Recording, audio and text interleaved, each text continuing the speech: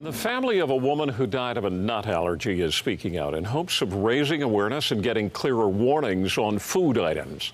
They spoke with CTV's Tracy Tong. And then after that few minutes, she had come down these stairs, basically stumbling down the stairs and gasping for air. It all happened so quickly. On August 8th, 30-year-old Joanna Selmingo was sharing a dessert with her mother, who is also a nurse. Minutes later, she was suffocating.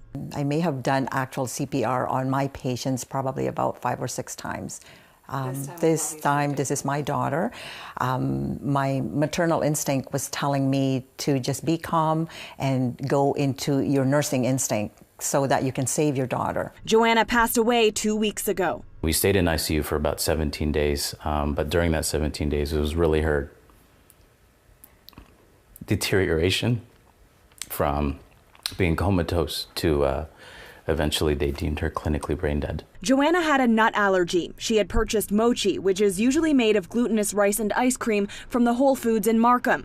And while the store warns, we cannot guarantee that our items are free of trace amounts of peanuts or other allergens, her family says it wasn't clear enough. The vegan options are made with nut products. The first ingredient in the vegan flavors is cashew milk. So the may contain sticker is completely irrelevant. The global food safety leader with Whole Foods reached out to the family yesterday. They had a phone conversation. The family wants to work with the corporation on how to improve their food labeling practices.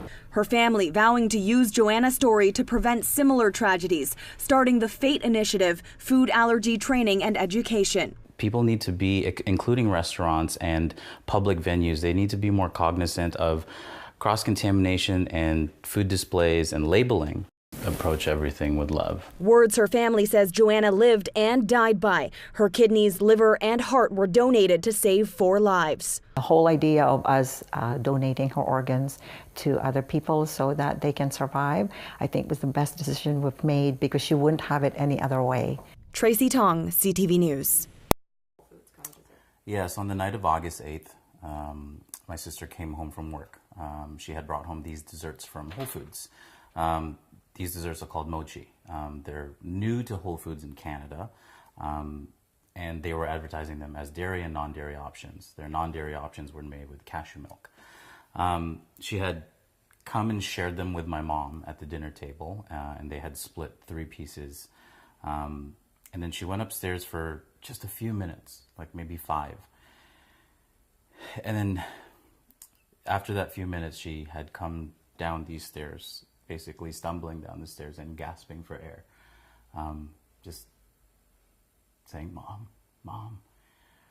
So immediately, my mom, a working nurse of 40 years, she immediately knew what was happening, embraced her, and she noticed that my sister had her EpiPen in her hand, and we had seen that it was attempted to be activated. She eventually suffocated and passed out on the floor, and then her pulse was indetectable, so my mom started CPR right away. By this time, I had already been on the phone with 911 for a few minutes. EMS came maybe 8 minutes into the initial call and took over to stabilize her, and I use that term very loosely, of course. But we anticipate that she was without oxygen flow to her body, including her brain, for anywhere from 17 to 25 minutes or so. And ultimately, that's how she passed away. We made it to emergency and then ICU eventually.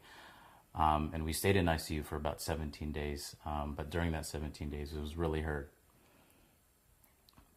deterioration from being comatose to eventually they deemed her clinically brain dead from lack of oxygen. And this was due to the suffocation because of the allergic reaction. Diana, can you tell me about doing CPR and how maybe your nurse training kicked in and what happened that night? Yeah, so when I saw that she was already struggling with her breath, and I saw the color on her face and her whole body was already turning blue or cyanotic, I knew that she was going to pass out and she was going to have a cardiac arrest. So as soon as she laid on the floor and I checked her carotid pulse and there was none, I started CPR right away and continued to do the chest compressions until EMS came. I did do some breathing into her as well, but I thought that that was not really the way to go. It was more the circulatory part of all of this so that she can get enough oxygen into all parts of her body. Had you done CPR before? I have done CPR before on a few occasions when I used to work downtown in a hospital there. I may have done actual CPR on my patients probably about 5 or 6 times. This time, this is my daughter.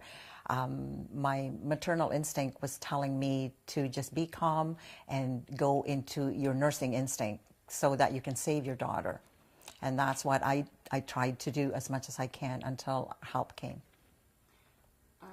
Take us through the next few weeks then. So she was in hospital. You kind of touched on it a little bit. Yeah, she was in ICU for 17 days. Stayed there every night. And they did initial tests because by this time, I guess they knew that she had suffered some sort of brain damage because of the amount of time she was without oxygen flow. So within the first few days, they did, was it a CT? They did a CAT scan, they did an EEG, and all showed that there was irreversible brain damage, and eventually it led to brain death. So there were a few specialists, the intensivist in ICU, the neurology, yeah. 2 neurologists had also confirmed that she did succumb to brain death, and there was a consultation with one of the bigger hospitals here that also confirmed the same. How would you describe those few weeks for your family? Just going there and seeing her lie there, being very helpless, and we couldn't really do anything other than just make a decision whether we should let her go or wait for some miracle to happen so that we can bring her back to us. It was very trying for the family. We'd come home into this house and find it really empty without her being there. But at the same time, we were already grieving because we knew that there was no turning back. After they'd given us a diagnosis that she was already brain dead, there was no way. There was no way that she would ever come back to us. And so we kind of had to prepare ourselves for the worst part. And just those 17 days were really very taxing for us. And so we had made a decision that rather than sort of wait for her to go, we would let her go. And that's what we did. And the decision was probably one of the better decisions because we were able, because she was 30 years old, healthy, never smoked, never drank. She was healthy, and we were able to offer her the opportunity to give other people a second chance. So the Trillium Gift of Life Network was able to work with us to find recipients for her organs, and her left and right kidney, her liver, and her heart, which is the most important, of course. We're able to save 4 lives that night.